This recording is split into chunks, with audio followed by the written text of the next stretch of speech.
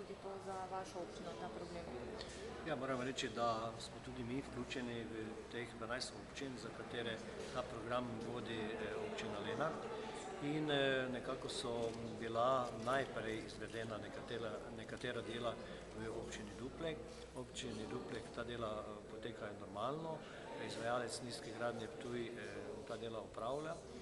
Tisti del prečrpališča v Dolgih Njivah na meji med občino Lenart in občino Duplek je zgrajen 80%, teh 20% bo prevzel tudi to podjetje nizke gradnje in zaenkrat ne vidimo problema.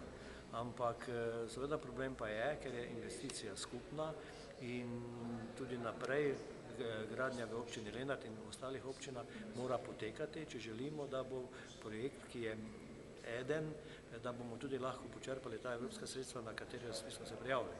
Tako da je zelo pomembno, kako bodo dela tudi tekla naprej v drugih občinah. Hvala lepa.